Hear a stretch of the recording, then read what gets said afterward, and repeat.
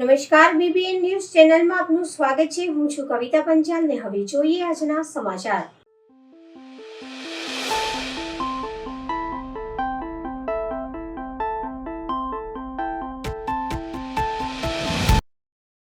આજરોજ વડોદરા મહાનગરપાલિકા ખાતે સ્થાયી સમિતિની બેઠકનું આયોજન કરવામાં આવ્યું હતું। 4 કામો મંજૂરી અર્થે લેવામાં આવ્યા હતા। 2 કામોને મંજૂરી આપવામાં આવી હતી અને 2 કામો મુલતવી રાખવામાં આવ્યા છે। આજની સ્થાયી સમિતિની બેઠકમાં 2 રેગ્યુલર દરખાસ્ત અને 2 વધારાની દરખાસ્ત એમ કુલ 4 દરખાસ્તો હતી, જેમાંથી 2 દરખાસ્ત ધ્યાનમાં લેવામાં આવી છે અને 2 દરખાસ્ત મંજૂર કરવામાં આવી છે। ખાસ કરીને ઓડિટ વિભાગ દ્વારા 1/7/24થી લઈને 28/7/24 દરમિયાનના પોસ્ટ ઓડિટની વિગતોના પત્રકો રજૂ કરવામાં આવ્યા હતા। એવી જ રીતે 29/7થી લઈ અને 25/8/24 દરમિયાન અલગ અલગ ઓડિટના વીકલી રિપોર્ટો રજૂ કરવામાં આવ્યા, જેને જાણવા લીધા છે। વડોદરા મહાનગરપાલિકા દ્વારા આજે 1156 કરોડના કામોના ખાતમુહૂર્ત પ્રસંગે જે માનનીય મુખ્યમંત્રી શ્રી આવ્યા હતા, એ કાર્યક્રમને લગતા સંલગ્ન ખર્ચા માટેની તમામ સત્તા કોઈપણ જાતના બાદ વગર કમિશનરશ્રીને આપવામાં આવી છે। અને વોર્ડ નંબર 13માં જે પાણી નળીકા નિભાવણીનો ઇજારો હતો, જેમાં 10 લાખની નાણાકીય મર્યાદા અને 6 મહિનાની સમય મર્યાદામાં વધારો કરવામાં આવશે। આ કામને મંજૂર કરવામાં આવશે।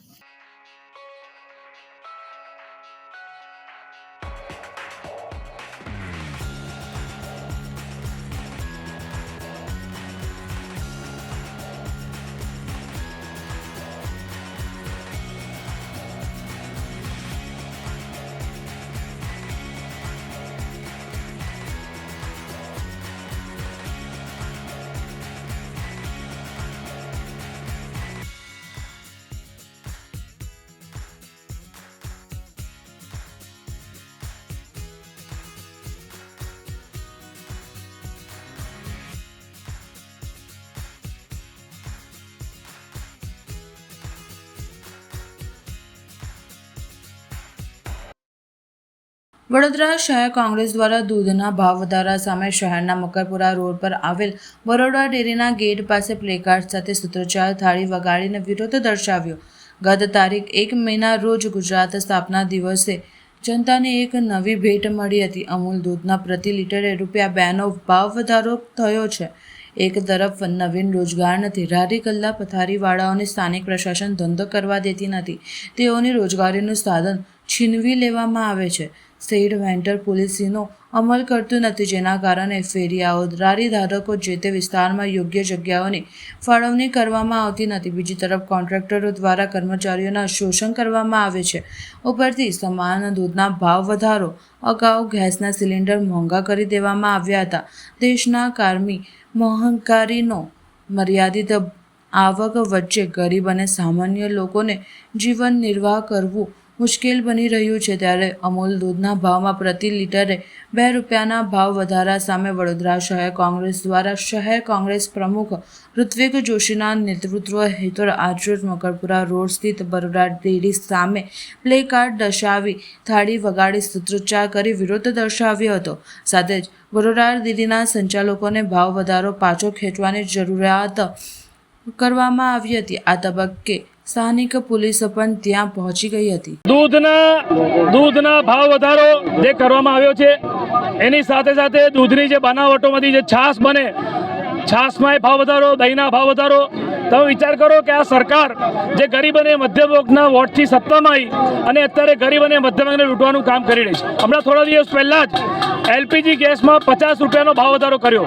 જે ગૃહિણીઓ, માતાઓ, બહેનો જે ઘર ચલાવે એમને ખબર પડે કે ઘર કેવી રીતે ચાલે। આજે મોંઘવારી કૂદકે અને ભૂસકે વધી રહી છે।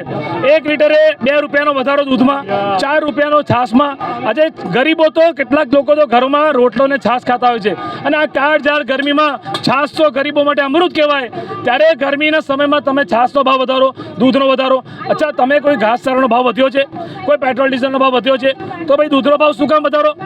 ભવિષ્યમાં ચૂંટણી આવી રહી છે એટલા માટે વધારો કરવામાં આવ્યો છે। શું કામ વધારો કરવામાં આવ્યો છે?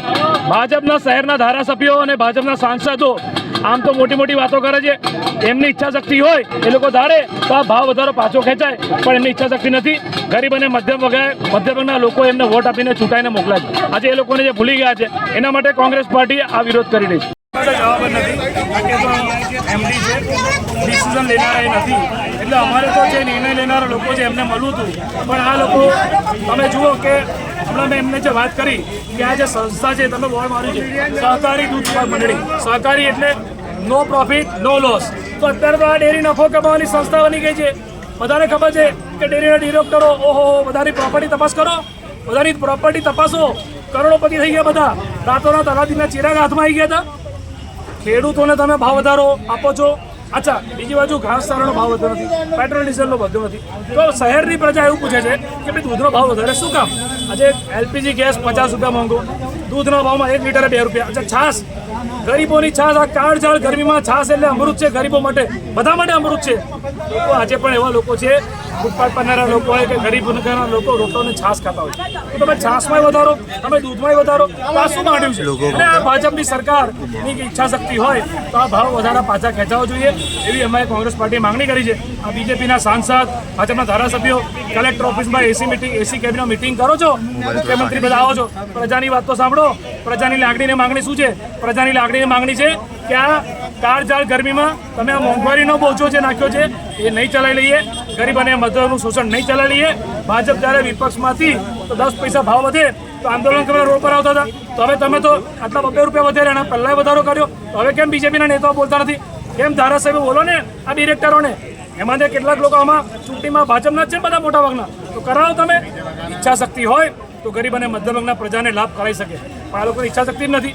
પહેલા કોંગ્રેસના જમાનામાં 20 રૂપિયા 15 રૂપિયા લીટર ચાલતું હતું. જ્યારે 5 પૈસા વધે એટલે આંદોલન ચાલુ કરી દેતા હતા. હવે રૂપિયા 2 રૂપિયા વધે એટલે લોકોને પડી જાય. લોકો માટે, ગરીબો માટે, છોકરાઓ માટે, નાના છોકરાઓનો આ દૂધ હોય છે એના પર ભાવ વધારાની ચાલુ હોય. આવું તો ખોટું છે. આ તો ભાજપ સરકાર બહુ ગલત કરી રહી છે. દૂધ માટે, ગેસના બાટલા માટે વિરોધ કરી રહ્યા છે.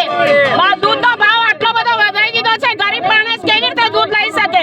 આજે એમના છોકરાઓને પાણી પીવડાવશે કે દૂધ પીવડાવશે? આટલો બધો ભાવ વધારો ના હોઈ શકે. બાટલાનો ભાવ વધી ગયો છે, દૂધનો ભાવ વધી ગયો છે. તો આ આટલી બધી તાનાશાહી કેમ ભાજપની ચાલે છે? કોંગ્રેસના રાજની અંદર 20 રૂપિયા લીટર દૂધ મળતું હતું, આજે 100 રૂપિયા લીટર દૂધ છે. ગરીબ માણસને પોસાય એવું નથી. પતિ પત્ની બેવ કમાવે છે તોય છતાં એમનું ઘર ચાલે એવું નથી. અમે આ થાળી અને વેલણ વગાડીને વિરોધ કરી રહ્યા છે.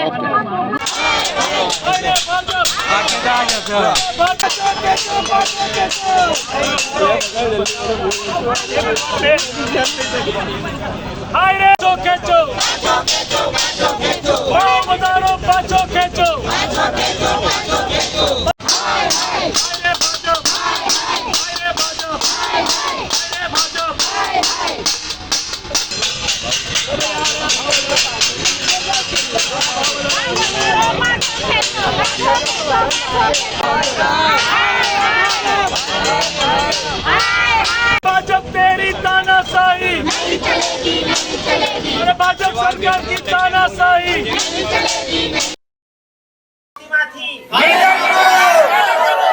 हिंदू वस्तीમાંથી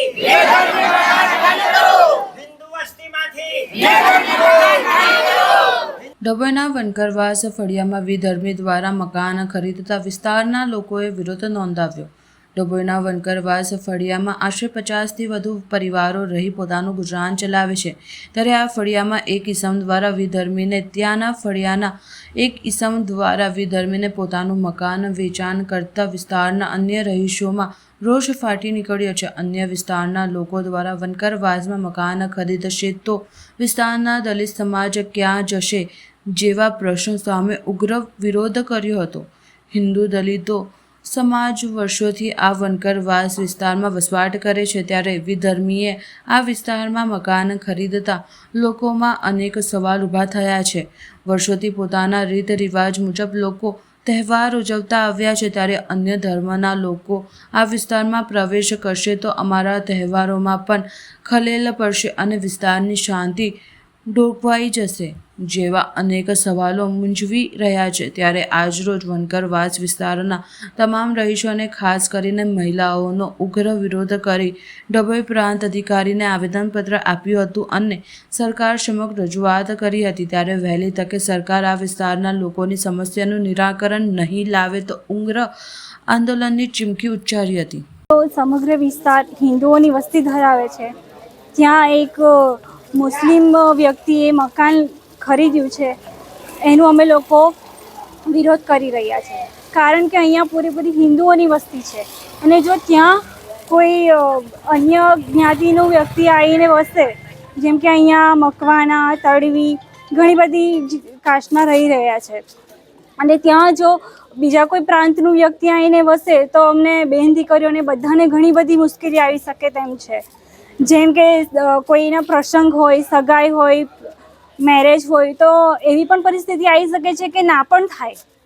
આગળ જતાં એવી પરિસ્થિતિ સર્જાઈ શકે છે કે એ લોકો અહીંયા આવીને વસે તો અમારી બેન દીકરીઓના લગ્નોમાં અને પ્રસંગોમાં તકલીફો ઊભી થઈ શકે છે. ના થાય તો અને ઘણી બધી અહીંયા મંદિર ને એ બધું છે, અમારા રીતિ રિવાજો અલગ છે અને આ જગ્યા એવી છે જ્યાં અમારા પ્રસંગો થાય છે અને આ જ મકાનની સામે મંદિર પણ આવેલું છે.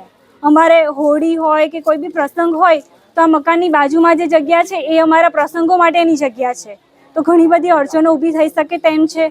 જો તમે લોકો જો અહીંયાના કાર્યકરો આ મામલે કોઈ પણ એક્શન નહીં લે તો અમે લોકો એમની કચેરીમાં જઈને ઉગ્ર આંદોલન કરીશું.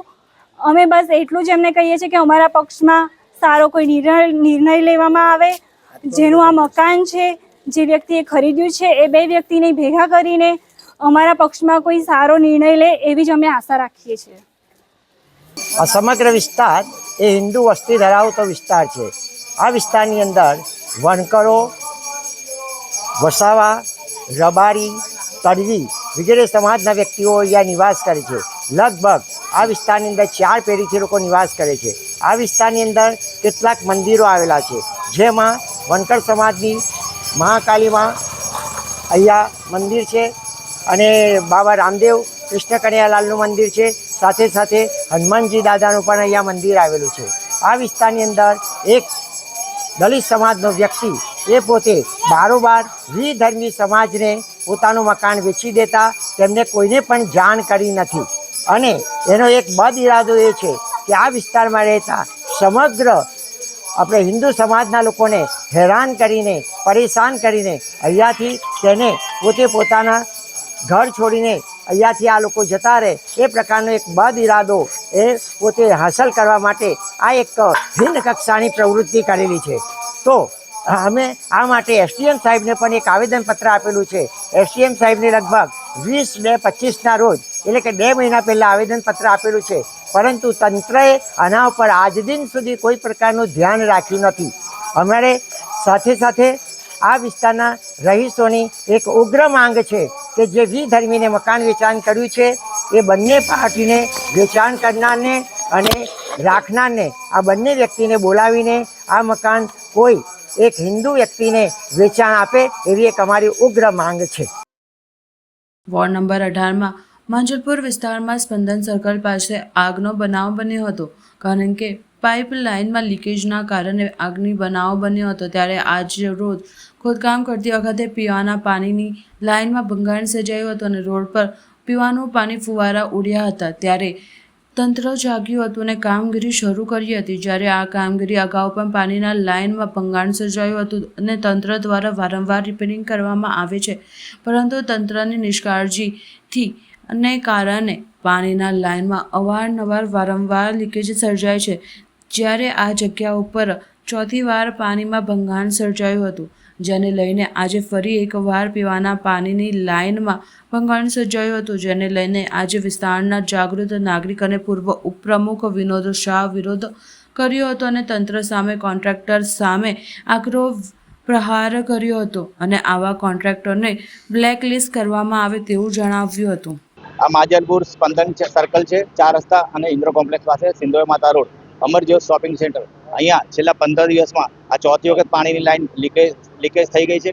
એકની એક જ કામગીરી વારંવાર કરવામાં આવે છે અને એક જ કામગીરીના 4 વખત બિલો બનાવીને આના રૂપિયા કોન્ટ્રાક્ટરો લઈ જાય છે અને એ રૂપિયા એ બિલોમાંથી અધિકારીઓને પણ એમનો ભાગ મળે છે, હિસ્સો મળે છે અને ચૂંટાયેલા જે કોર્પોરેટરો છે એ કોર્પોરેટરોને પણ અમને જાણવા મળ્યું છે કે એમને પણ એમાંથી હિસ્સો મળે છે. એટલે કોઈ પણ કોર્પોરેટરો બોલતા નથી અને એ જોવા આવતા નથી પ્રજાને. અમે છેલ્લા 2 દિવસથી પાણી વગર રહીએ છીએ. આખા શોપિંગમાં, આખા વિસ્તારમાં અમારે પાણી નથી. તો આ તંત્રની બેદરકારી છે અને કોન્ટ્રાક્ટરોની અને અધિકારીઓની મિલીભગતના લીધે આજે પ્રજાને વેઠવું પડે છે. પ્રજા કેટલી મહેનત કરીને પરસેવો પાડીને કમાય છે અને એ કમાણીમાંથી વેરો ભરે છે, પરંતુ પ્રજાને હું લાગે છે કે પ્રજાને એમના વેરાનું યોગ્ય વળતર મળતું નથી. પ્રજાના ભાગે માત્ર હેરાન થવાનું જ લખ્યું છે આ કળિયુગમાં, અને અધિકારીઓને જલસા કરવાના છે, કોર્પોરેટરો ચૂંટાયેલી ભાગોને જલસા કરવાના છે. હું મીડિયાના મિત્રોને કે ખરેખર આ મીડિયાના મિત્રો જે અમારી વાત પ્રજા સુધી પહોંચાડે છે અને તંત્ર સુધી પહોંચાડે છે, તો હું તમામ મીડિયાના મિત્રોને સેલ્યુટ કરું છું અને તેમને કહું છું કે તમે આ જ રીતે અમને સહકાર આપશો, પ્રજાનો અવાજ બનશો. આજે પ્રજાનો અવાજ કોણ છે? મીડિયા જ છે. આજે મીડિયા છે તો પ્રજાનો અવાજ દૂર દૂર સુધી પહોંચશે. આ 15 દિવસમાં ચોથી વખત પાણી લીકેજ થયું અને ચોથી વખત ખોદે છે અને પાછા પૂરે છે, અને પૂરે છે તો યોગ્ય પુરાણ કરતા નથી. અંદર એ લોકો પોલું રાખે છે. ખરેખર જે માટી અંદરથી કાઢી એ માટી એ લોકો ટ્રેક્ટરો ભરીને બીજે લઈ ગયા, તો એ જ માટી પાછી અંદર પૂરવી જોઈએ. પાણી થોડુંક નાખી થોડું પાણી છાંટી અને માટીને બેસાડવી જોઈએ અને એકદમ કડક થઈ જાય માટી, અને પછી એડ ઉપર રોડ બનાવવો જોઈએ. તેની જગ્યાએ અંદરથી માટી કાઢીને બીજે લઈ ગયા ટ્રેક્ટરો ભરીને, અને અંદર પોલું રાખી અને ઉપર ડામર પાથરી દીધો. આ જો રોલર ફરવાથી આજે બધા રોલરના વજનથી આ કનેક્શનો તૂટી ગયા અને ભૂવા પડી ગયા. તો આખા વડોદરા શહેરમાં ભૂવા પડવાનું કારણ જ આ છે, કેમ કે આખા વડોદરા શહેરના તમામ જગ્યાએ કોન્ટ્રાક્ટરો બેદરકારીથી કામ કરે છે અને ચૂંટાયેલી પાકને પૈસા મળી જાય છે એ લોકો બોલતા નથી. બસ આનો હું વિરોધ કરું છું.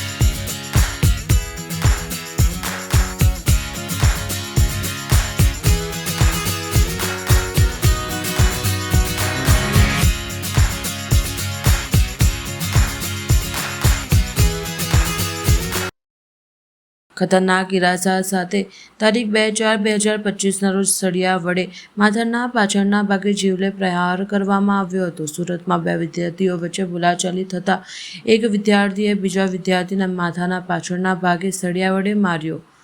એટ્રોસિટી ફરિયાદ બાદ કાર્યવાહી કરવામાં આવી નથી.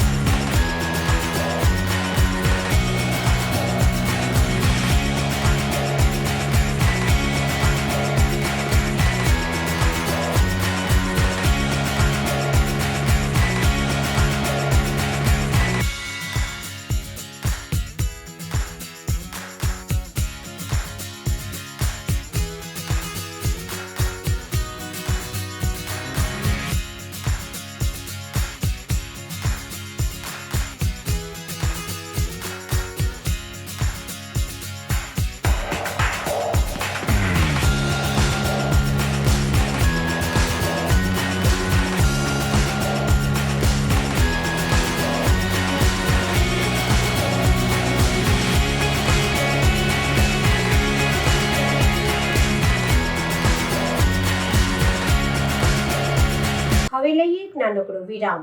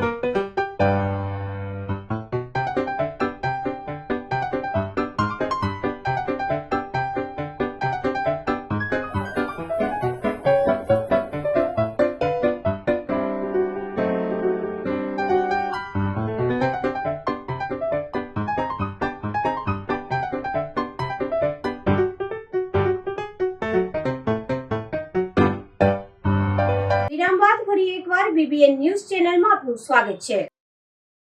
ગુજરાતના મુખ્યમંત્રી માંજલપુરના ધારાસભ્યની ખબર કાઢવા માટે તેમના નિવાસસ્થાને પહોંચ્યા. વડોદરાની મુલાકાતે આવેલા મુખ્યમંત્રી ધારાસભ્યની ખબર કાઢવા માટે તેમના નિવાસસ્થાને પહોંચ્યા હતા. તે સમયે ધારાસભ્યએ વિશ્વામિત્રી નદી અને અમદાવાદથી ભરૂચ તરફ તળાવોને પાણીથી ભરી આપવાના મહત્વના મુદ્દે રજૂઆત કરી દીધી હતી. તેને સામે મુખ્યમંત્રી દ્વારા યોગ્ય કાર્યવાહી કરવાની ખાતરી આપી ધારાસભ્ય યોગેશ પટેલને મીડિયાને રજૂઆત કરે છે કે અગાઉ ગૃહમંત્રી તથા અન્ય આવ્યા હતા. તે સમયે હું તડકામાં વિશ્વામિત્રી પ્રોજેક્ટની કામગીરી નિહાળવા ગયો હતો. તે તાપમાં મને અસર થતાં મને એડમિટ કર્યો હતો. 3 દિવસની સારવાર બાદ મને રજા આપી દેવામાં આવી હતી. હું જ્યારે દવાખાનામાં હતો ત્યારે ટેલિફોનિક વાત ચાલતી હતી. ઘરે આવીને તેમને જાતે આજે મારી ખબર અંતર કાઢી છે. મુખ્યમંત્રી અને દંડક મારા નિવાસ સ્થાને આવ્યા હતા ત્યારે મેં વિશ્વામિત્રી નદી માટે વધારાની માંગણી કરી છે. વિશ્વામિત્રી પસાર થાય છે ત્યાં 4 વિધાનસભા લાગે છે. સોસાયટીઓનું ગંદુ પાણી વિશ્વામિત્રીમાં છોડવામાં આવે છે. સરકાર એમને પૈસા આપે છે જેથી અમે આ પાલિકાની સમસ્યાઓનું નિરાકરણ લાવીએ તે અંગેનું આયોજન કરી શકીએ તથા વિશ્વામિત્રી નદીનું પાણી ચોખ્ખું થાય. ગટરોનું પાણી ટ્રીટ કરવા માટે નવા એસટીપી પ્લાન્ટ ઊભા કરવા પડે. ગંદુ પાણી જો સ્વચ્છ થઈ જાય તો નદી ચોખ્ખી થઈ જાય. 4 દાડા પહેલા કેન્દ્રના મિનિસ્ટર અને ગૃહમંત્રી શ્રી જ્યારે વડોદરામાં આવ્યા ત્યારે હું એમની સાથે ફરેલો ને તાપમાં મને જે શોખ લાગ્યો ને આજે મારે ઝાયડસ હોસ્પિટલમાં દાખલ થયેલો. અને તો સારવારને અર્થે હું સારી રીતે બહાર આવ્યો છું. ઘરે હતો તારે મુખ્યમંત્રી શું દવાખાનામાં તો તારે બી મારે વાતચીત ચાલતી હતી એમની સાથે, મારી ખબર અંતર પૂછતા હતા. આજે વડોદરામાં આવ્યા ત્યારે મારે ઘેરે આવ્યા અને મને મળ્યા ત્યારે મેં એમની એક પાસે અમુક રજૂઆતો કરેલી છે કે જે વિશ્વામિત્રી જે પ્રોજેક્ટ કાર્ય સક્સેસ થશે. એ ગંદુ પાણી જે છોડવામાં આવે છે 4 વિધાનસભા લાગે છે અને 4 વિધાનસભાનું પાણી ગંદુ પાણી ઘરોનું પાણી એ બધું વિશ્વામિત્રીમાં છોડવામાં આવે છે. એ પ્રોજેક્ટ જો ભવિષ્યમાં થાય એમને ખાતરી આપી છે કે એ પ્રોજેક્ટ બી હું તમને આપીશ. બીજી મારી વર્ષોની લડત છે એ અમદાવાદથી ભરૂચ સુધીના જે નર્મદાના લિંક તલાવો છે, નર્મદાની જે મેઇન ચેનલ જાય છે એમાંથી પાણી ગામડામાં ભરવાના તલાવો એની બી ખાતરી આપી છે ને કે આ વખતે હું ભરાઈ દઈશ. કારણ કે એ પાણીથી ગામડાના લોકોને બહુ ફાયદો થશે. ભરૂચમાં સમાજ સુધારક જ્યોતિબા ફૂલે અને તેમના પત્ની સાવિત્રીબાઈ ફૂલેના સ્વયં સંઘર્ષની ઉજાગર કરતી બાયોપિક ફિલ્મ ફૂલેનો સ્પેશિયલ શો નિહાળ્યો. એસસી, એસટી, ઓબીસીના માઇનોરિટી લોકોએ એકસાથે ફિલ્મ નિહાળી હતી. સમાજ સુધારક જ્યોતિબા અને તેમના પત્ની સાવિત્રીબાઈ ફૂલેના જીવન સંઘર્ષને ઉજાગર કરતી બાયોપિક ફિલ્મ ફૂલેનો કેટલાક વિવાદ વચ્ચે 25મી એપ્રિલે રિલીઝ થઈ ચૂકી છે. સામાજિક કાર્યકર્તા અને સમાજ સુધારક ફૂલે દંપતીની નિડરતા અને હિન્દુ સમાજમાં સમાજતા માટેના તેમના સંઘર્ષને દર્શાવતી ફિલ્મ દેશભરમાં રિલીઝ થયા બાદ ભરૂચ શહેરમાં આત્મા ફૂલેના ચાહકો અને બાયોપિક જોવા માટે ઉત્સુક હતા. જોકે આ ફિલ્મ શહેરમાં એકેય મલ્ટીપ્લેક્સ કે સિંગલ સ્ક્રીન થિયેટરમાં બતાવવામાં ન આવી હતી, જેથી જ્યોતિબાના ચાહકો અને સ્વયં સૈનિક દળના આગેવાનો એકત્ર થઈને શાલીમારમાં આવી ગોલ્ડન સિનેમાના સંચાલકોને મળી ફિલ્મનો સ્પેશિયલ શો લાવવા માટે રજૂઆત કરી હતી. જે બાદ ગોલ્ડન સિનેમાના સંચાલકોએ આખો શો બુક કરવા માટે કહેતા સ્વયં સૈનિક દળના આહવાન પર એક નહીં પણ 2 સ્ક્રીન બુક થઈ હતી. એટલે બુધવારના રોજ 400 જેટલા એસસી, એસટી અને ઓબીસીના લોકો સાંજના 6 થી 9નો બાયોપિક ફિલ્મ ફૂલેનો સ્પેશિયલ શો માટે ફિલ્મ નિહાળી હતી. આ એક શો માટે ફૂલેના ચાહકો તરફથી બહોળો પ્રતિસાદ મળ્યો હતો. આ અંગે ભરૂચના હિમાંશુ ગોહિલે જણાવ્યું હતું કે મહાત્મા ગાંધીએ પણ જેમણે મહાત્મા કહ્યા છે એવા જ્યોતિબા ફૂલે અને તેમના પત્નીના જીવન પર બનેલી ફિલ્મ ભરૂચના એકેય સિનેમા ઘર કે મલ્ટીપ્લેક્સમાં બતાવવામાં ન આવતા નવાઈ લાગી હતી. જોકે અમે કેટલાક ચાહકોએ મળીને ખાસ શો રાખવાનું નક્કી કર્યું. બુધવારના આ શો શાલીમાર આવેલ ગોલ્ડન થિયેટરમાં રાખવામાં આવ્યો છે, જેના માટે અત્યાર સુધીમાં 400 લોકોએ ફિલ્મ નિહાળી હતી. જોકે બાળકોએ પણ જ્યોતિબા ફૂલેના પહેરવેશમાં અને તેમના ફોટો ફ્રેમ સાથે સિનેમાગૃહોમાં પહોંચી તેમને આપેલા બલિદાનને યાદ કર્યા હતા. સમગ્ર ફિલ્મ દરમિયાન લોકો જય ભીમ અને મહાત્મા જ્યોતિબા ફૂલે જિંદાબાદના નારાઓથી સિનેમા ગુંજાવી ઉઠ્યા હતા. महात्मा ज्योतिराव फुले और माता सावित्रीबाई फुले को सलामी देंगे. सलामी सर.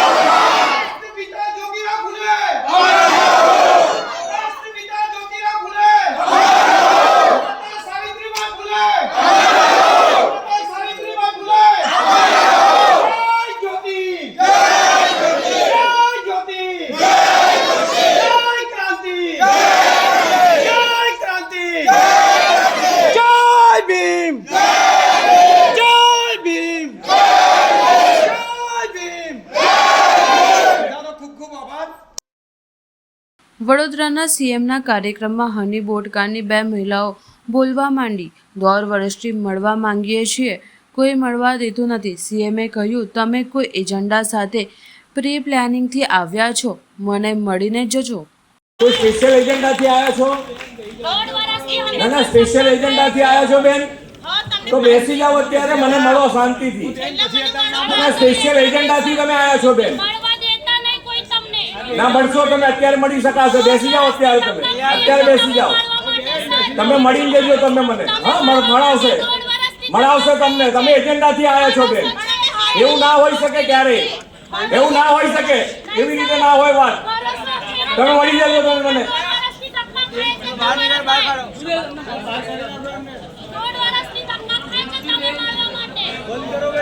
તો આ બાજુ હવે આપણે એની પર ધ્યાન ના આપશો. એ સ્પેશિયલ એજન્ડાથી આવેલા છે એટલે, અને કોઈ પણ મળી શકે છે અને ઘણા બધા રેગ્યુલર આવે પણ છે.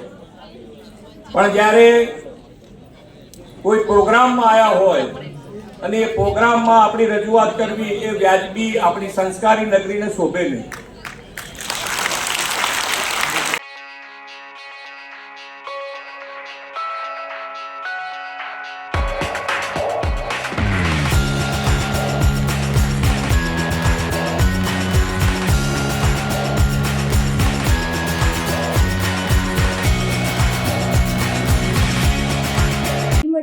આ સમયે આ ચેનલ પર. ત્યાં સુધી સમગ્ર BBN ન્યૂઝ ચેનલની ટીમને રજા આપશો.